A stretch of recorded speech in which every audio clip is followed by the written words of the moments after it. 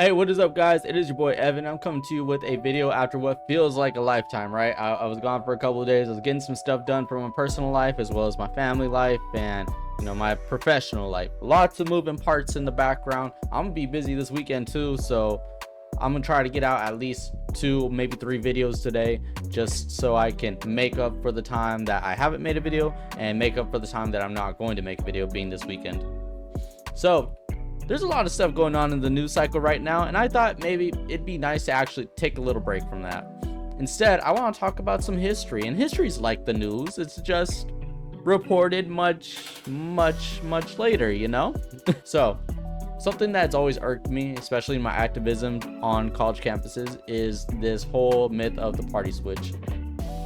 The party switch is one of the most well-founded lies, and it's difficult to deconstruct that, especially when you're seeing people for the first time and they just heard this stuff from their professor. And genuinely, it's heartbreaking because these people just don't know no better. They've been sold a lie through their adolescence and early adulthood, and being the guy to kind of break that down for them, it's tough. So I appreciate when new media comes out and talks about the myth of the party switch, which is actually what I want to cover today. So Forgotten History came out with a video maybe about a week ago talking about the myth of the party switch, and I thought it'd be interesting to watch and we could talk about it. But before we get into all that, I need you to meet me at my reciprocal tariff. You feel me? You're gonna get to watch this content, and in return I am going to get a like, comment, and a subscription from you, my dear viewer. So if you could do that, I would really appreciate it. In all seriousness, it helps the channel grow. It helps me be able to reach more people who may like this content. So with that out of the way, let's go ahead and get into it.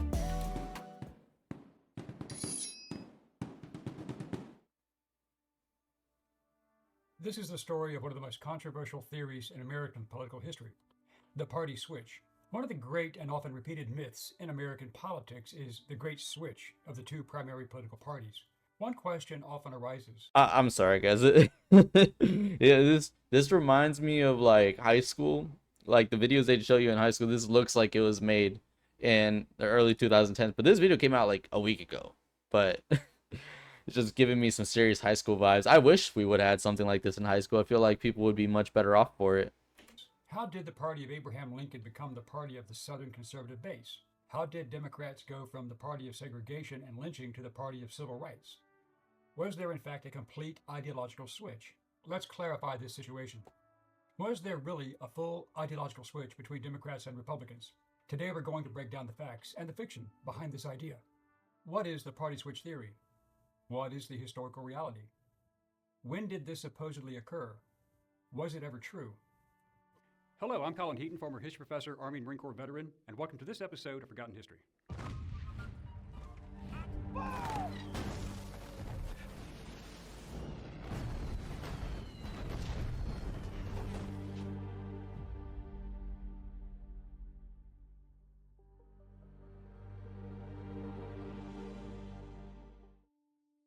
The theory suggests that Democrats and Republicans swapped ideological platforms during the 20th century, especially on issues like civil rights, race, and the role of government.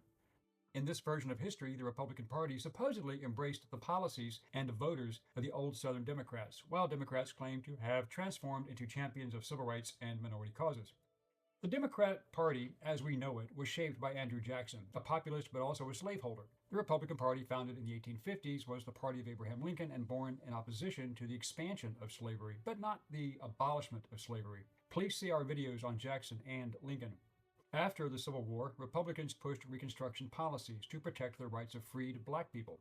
Meanwhile, Southern Democrats created and enforced Jim Crow laws, maintaining segregation and opposing civil rights for African Americans well into the 20th century.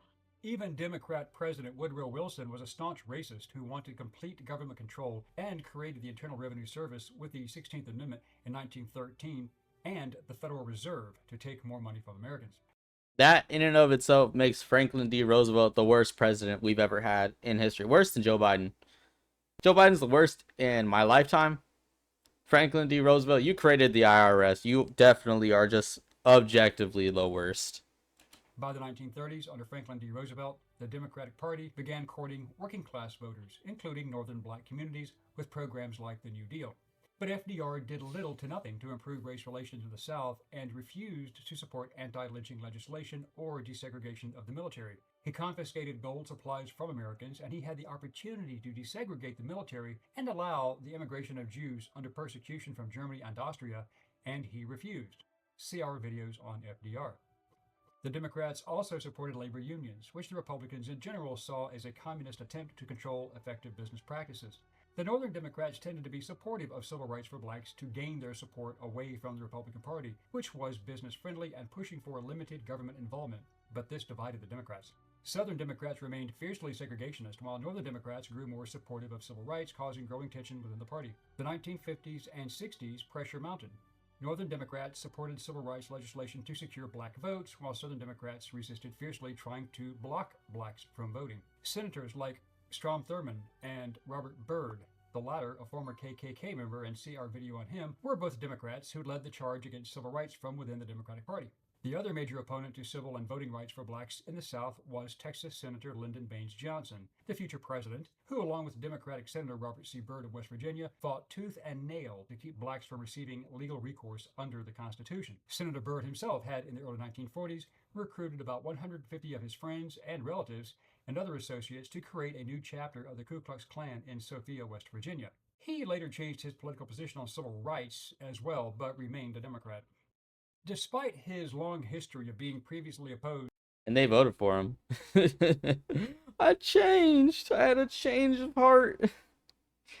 I swear, guys, we was just doing a little trolling with the new chapter of the Ku Klux Klan. Does it even surprise you that Democrats would continue to vote for a KKK member? He didn't go Republican. To the various civil rights bills, LBJ signed the Civil Rights Act of 1964 and the Voting Rights Act of 1965, largely due to political pressure and the rise of figures like Republican Barry Goldwater, who opposed federal overreach and supported racial equality.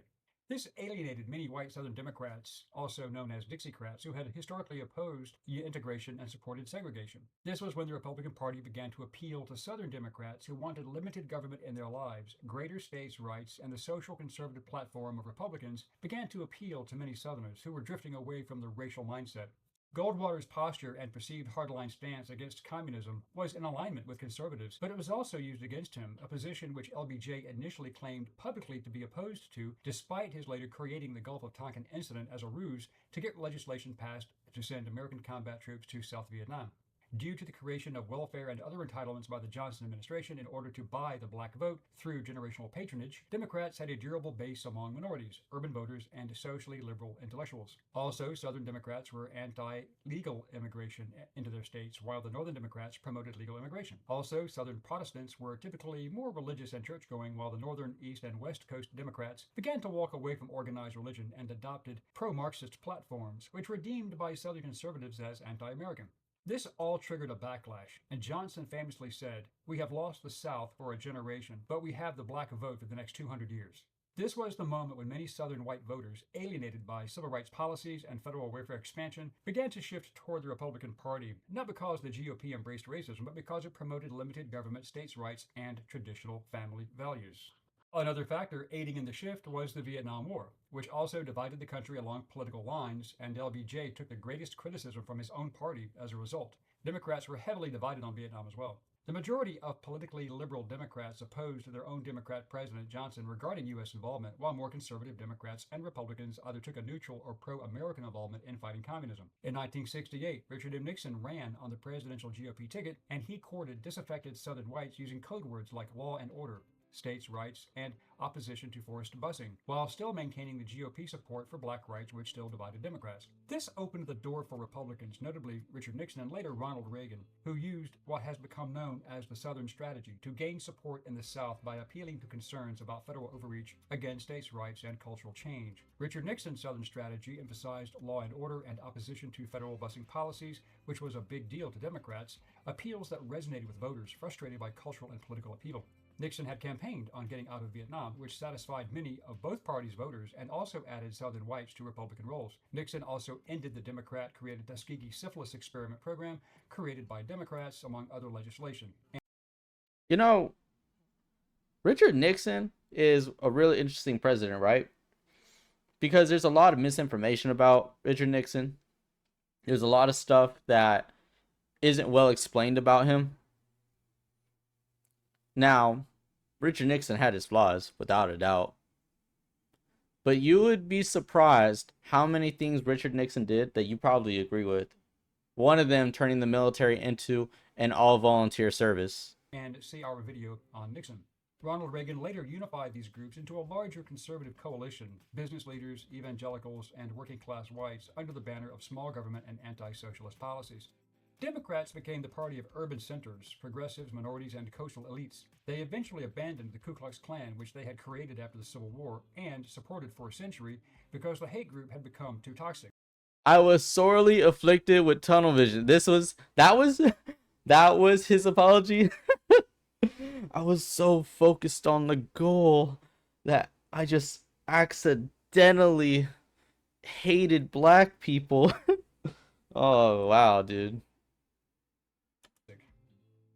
Republicans attracted religious conservatives, rural voters, small business owners, and working class traditionalists, especially in the South and Midwest, as progressive Democrats, especially in the North, turned away from supporting religion, which conservatives found appalling. Yes, it is true that some Democrat figures switched parties, like Strom Thurmond of South Carolina, but the idea that the GOP adopted the racist legacy of the Democratic South is misleading and patently false.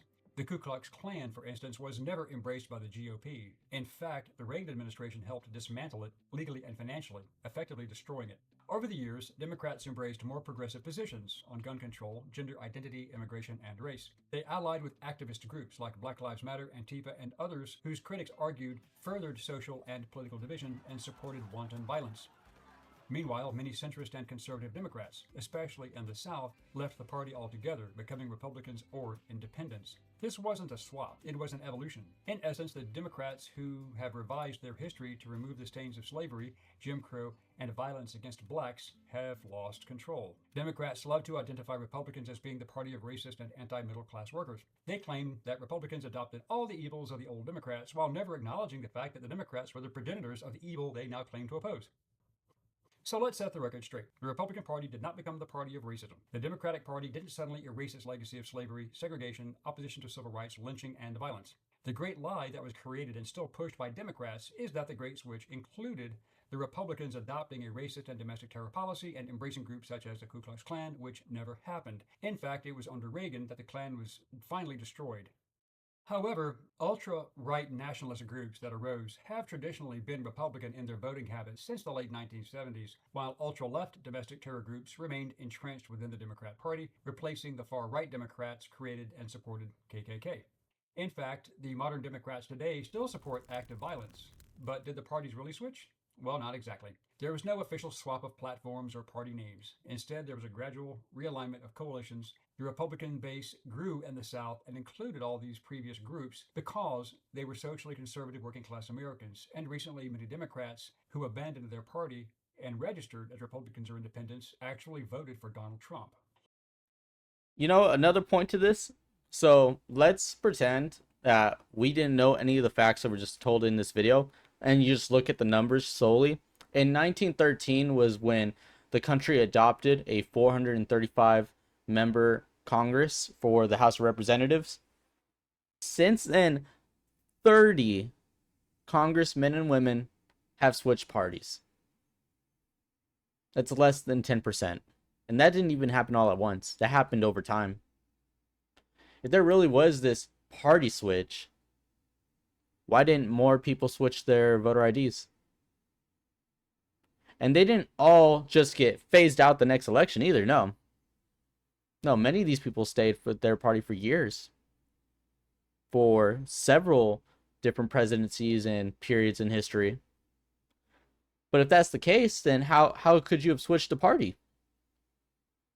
Unless the person stayed with the same party and switched their values.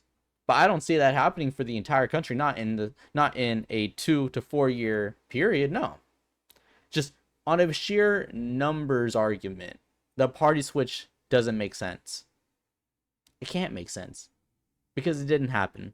The Reagan Revolution in the 1980s brought together business interests and everyone else who felt disenfranchised by Democrat politics, and they united under the GOP brand using an anti-liberal, anti-socialist states' rights message and limited government platform. The shift was a gradual realignment of voters' ideologies and regional priorities, not a clean switch. The Democrat platform wanted to abolish the Second Amendment. That was a large part of the political shift in politics. Over time, Democrats became more aligned with the urban minority and progressive voter in major cities on the East and West Coast and in large northern and even some southern cities, while the Republicans have attracted and contained and retained rural, religious, and conservative voters, particularly in the South and Midwest.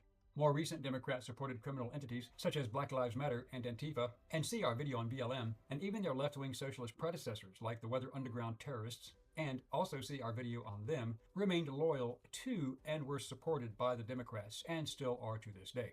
These actions drove conservative Democrats even further away from the party and further divided Democrats and forced others to change affiliation. The argument had been that the parties literally swapped names and positions, but the parties evolved gradually and their ideological coalition shifted and Democrat methods remained pretty much the same.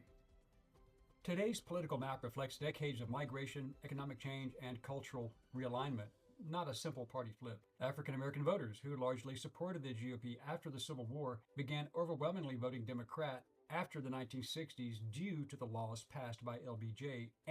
Yeah, he got them addicted to cheap government money. Subsidized single mother homes. The welfare state single-handedly destroyed the black family. You look at the year 1964 moving forward, as welfare benefits increased, single motherhood also increased. You seen children from black families, it being 70% of those kids of that time in 1964 growing up in a two-parent household, to where now it's 70% of kids in the black community growing up without a father. Yeah, this was by design of the governments. They've gotten the black community addicted to cheap government money. Now today, there is a growing movement of black people that are seeing through the lies and seeing better. They're having more access to information as more activists and influencers come out that expose these lies. They're not just reading Howard Zinn and being projected these lies from their professors and teachers without challenge. So I think that in a couple of years, you're going to see that shift, right? On top of that, too, you look at a lot of black people, especially in the South, that grow up Baptist, Protestant. Their values on a micro level within their families reflects more to conservative values. And the rule of intersectionality is you have to get along with all these different movements, even the ones that are directly opposed to things you believe, right? You expect that the Southern black Baptist man is going to get along with the feminists that think that all men are rapists. You think that they're going to get along with the radical Islamist that hates all Christians and Jews?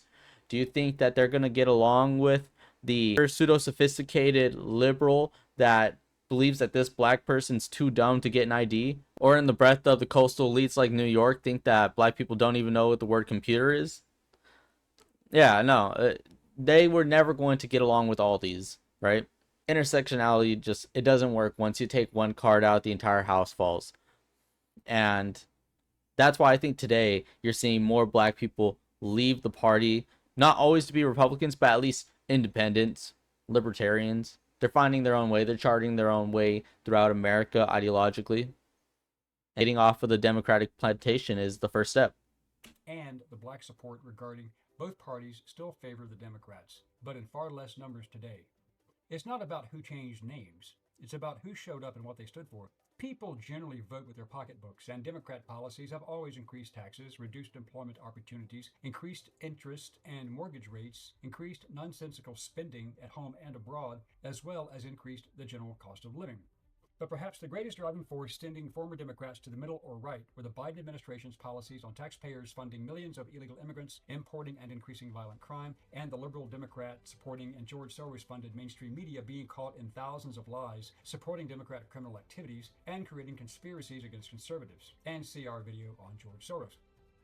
So, to set the record straight, the two parties didn't switch names or trade platforms. What changed were their coalitions, the kinds of voters they attracted, and the cultural issues they championed. So yes, there was a switch of sorts, but it was simply a matter of those citizens with a socially and fiscally conservative mindset drifting more to the political right to whom they were aligned, and today's socialist, liberal, tax and spend collective remaining on the left. It is as simple as that.